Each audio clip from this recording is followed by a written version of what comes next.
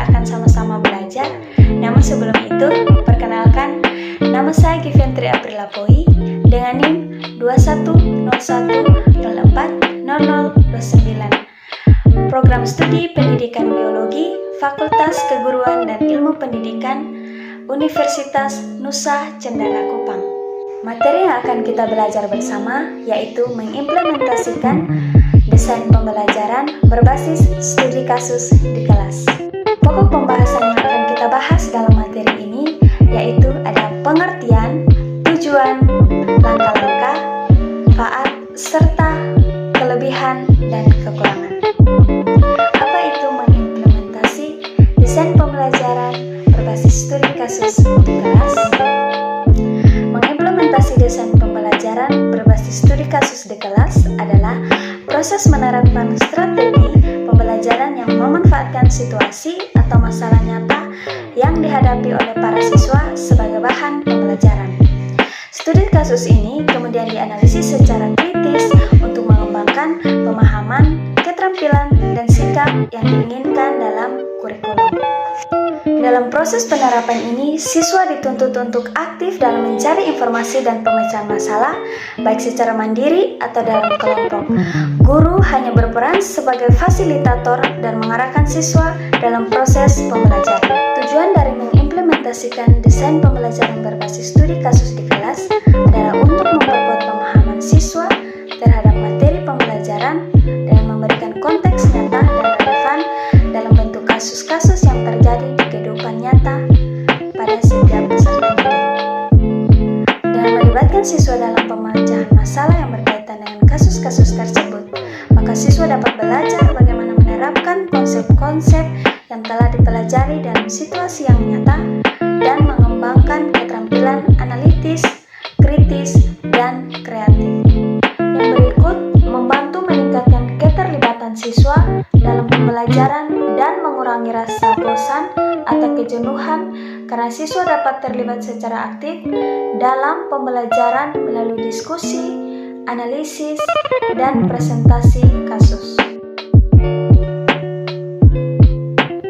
Dan yang terakhir, membantu siswa untuk mengembangkan keterampilan kolaborasi dan kerja tim, karena siswa dapat bekerja bersama untuk menganalisis dan memecahkan masalah yang kompleks.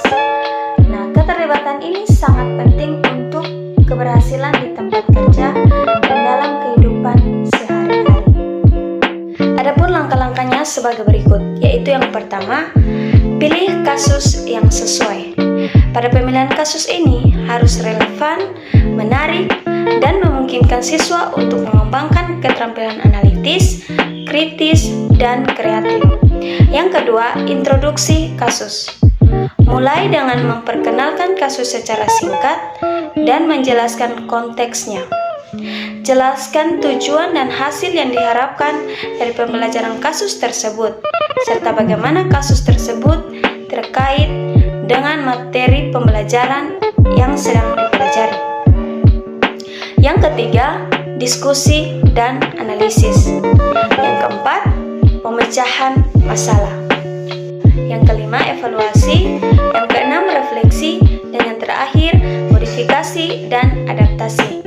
Pada langkah yang terakhir ini, untuk meningkatkan efektivitas dan relevansinya dalam pembelajaran. Manfaat dari mengimplementasikan desain pembelajaran berbasis studi kasus di kelas yaitu meningkatkan keterampilan siswa, meningkatkan pemahaman siswa, mengembangkan keterampilan berpikir kritis dan kreatif, meningkatkan keterampilan kolaborasi dan kerja tim, meningkatkan relevansi dan aplikasi praktis, dan yang terakhir meningkatkan pengalaman belajar.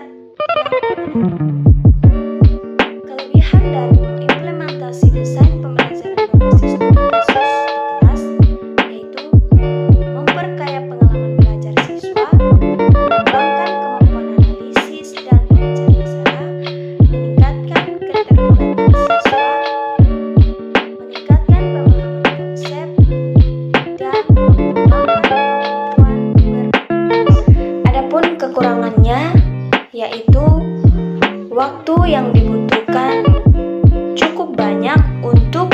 dianalisis dan dipahami. Yang kedua, keterbatasan sumber daya seperti buku-buku, referensi, materi kasus, dan bahan pelengkap lainnya.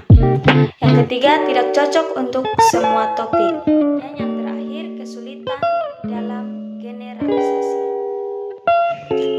yang terakhir, kesulitan dalam generalisasi.